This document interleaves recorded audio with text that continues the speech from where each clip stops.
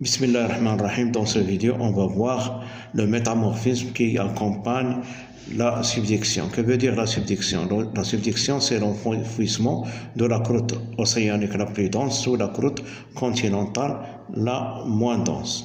Alors, le gabbro qui constitue la croûte océanique va vieillir, il vieillit, puis sa densité augmente et il va s'enrichir en l'eau. Et il va subir un métamorphisme de l'eau. Donc, en arrivant au début de l'enfouissement, il va donner le schiste vert. Le schiste vert, qu'est-ce qu'il contient? Alors, au début, il était le plagioclase plus pyroxène plus l'eau.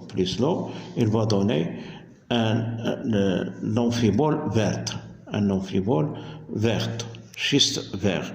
Réaction 2, plagioclase plus un amphibole verte plus eau, il va donner la chlorite plus l'actinote. La chlorite et l'actinote sont des minéraux du schiste vert. La chlorite et l'actinote. Puis, la croûte va s'enfoncer en bas et il va subir un autre métamorphisme qui va donner le schiste bleu. La réaction chimique est la suivante: pyroxène plus plagioclase, il va donner glaucophane plus l'eau. Donc, l'actinote et la chlorite qui étaient en schiste vert vont subir un métamorphisme et ils se transforment en glaucophane. Donc le schiste bleu contient le glaucophane.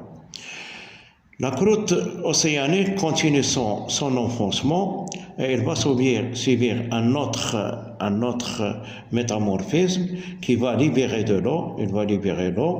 Et il va se transformer en éclogiste. Cet éclogiste contient les minéraux suivants. Réaction 4, plagioclase plus glaucophane va donner grenat et jadéite plus l'eau.